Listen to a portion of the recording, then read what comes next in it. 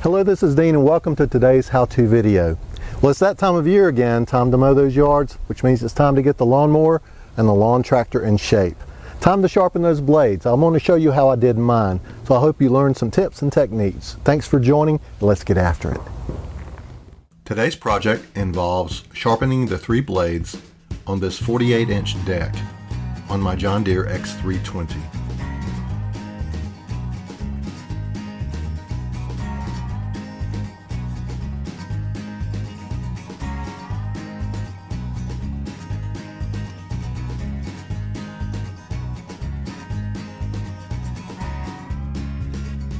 Now, if you're sharpening the blades on your push mower, you want to be sure and remove the spark plug wire so the push mower cannot accidentally start while you're spinning the blades. I have a video on removing the deck on this particular machine, and I will link it to this video. We're going to start by laying down a tarp. It will become obvious why we're doing this just a little bit later. Notice I'm placing a block so that the blade cannot turn.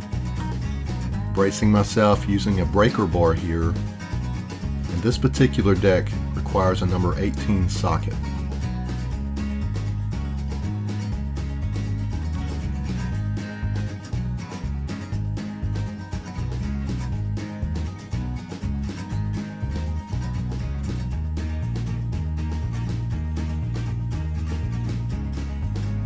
Always place the bolts back in their receptacles so they don't get lost. If the block you're using is too short, simply use a longer block. Notice as we remove the blade that the sharpened side goes down.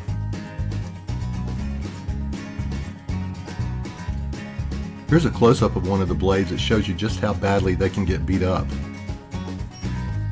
A bench grinder works great, except that the part you're sharpening is always down and blind to where you're standing. I'll show you a method that I prefer instead. If you don't have an assistant or you don't have a vise readily available, you can use a heavy block as I did. Notice I have my eye protection on. And we're simply using a hand grinder here. You can pick up a hand grinder at most box stores. This is a DeWalt. They are not a sponsor. Rather than the quality of the hand grinder, I would invest in the quality of the grinding discs themselves.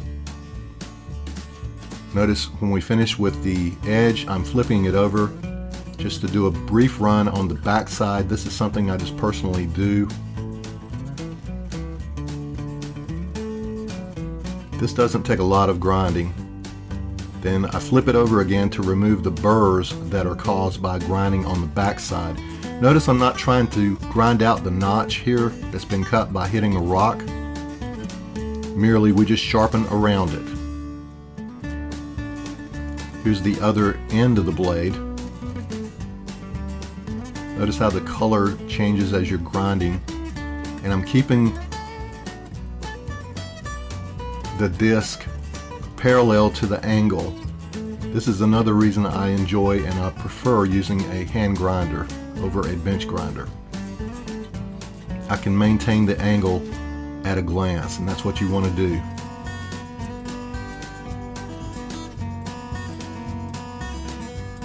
Once you do both ends of the blade, find yourself an object that has a round shaft. Not like a pencil with flat sides on it. You want something with round sides. Stick it through the center of the blade and then watch the blade as it balances out to make sure that it equalizes. If one end is heavier than the other, grind a little off the heavy side. Now before I put these blades back on, I'm going to use a scraper here and a small hammer to clean up this deck. Because I'm outside, I'm not using a mask, but there can be mold underneath this wet grass that's been built up. So beware if you have mold allergies. I am still using my eye protection, however. Notice how damp all this is. This could actually rust out your deck if you leave it. So it's a good idea to get it all out. Once I have it pretty thorough. I turned the deck over. This is the reason for using the tarp earlier. And dump all the scrapings out. Then I flip it back over again to re-examine the deck to see if I've missed anything. And there are just a couple of 3 spots that we'll quickly clean up here.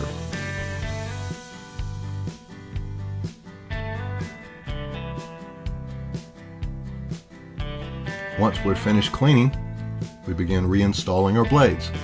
And notice that the large sharpened side, the part that actually cuts the grass, goes downward. You'll see me flip over the blade here. Also note that when I'm putting the bolt and the washer back on the blade that I spin it. There is a reason for this. This particular deck has a flat receptacle where the blade sits on the spindle. It does not have a serrated edge. It is not keyed. It is flat. Notice here I'm blocking it up. We're getting ready to tighten clockwise. Because that receptacle is flat, there is the potential of mounting the blade sideways. How do I know this? Because I've done it before accidentally. Let me explain. The deck was still on the mower. I had finished sharpening the blades and I was remounting the blades by merely holding the blade up against the spindle, screwing the bolt in with my fingers and tightening it. When the deck is in this position, it's not as easy to center the blade on its collar. Thus it can be mounted off center. So from then on, I found it best when I'm remounting the blades, as I'm tightening the bolt that holds the blade on, I spin it to make sure it is properly seated before and as I am tightening the bolt. You'll see me do it here. This is the way it happened to me. It got off center like that. It was actually more like that. If you pop it on, you can see it seat, but you can only see it seat if you have the deck removed. So here we are spinning a little bit more as we're tightening the bolt, and that means it's properly seated. You can torque these bolts down. If you don't have a torque wrench, just give them a good strong, snug fit.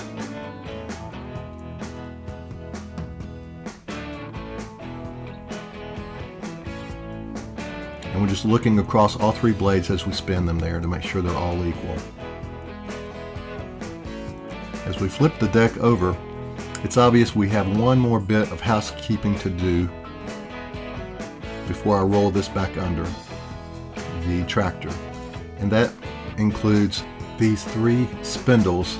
They each have a grease fitting on the top of them. Yours may have a grease fitting on the side underneath.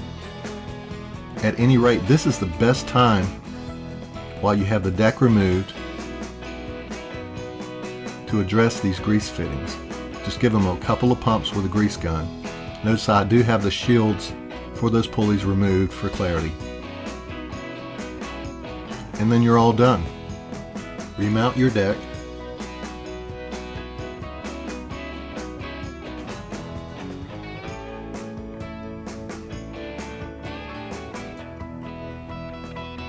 Now go out and have fun.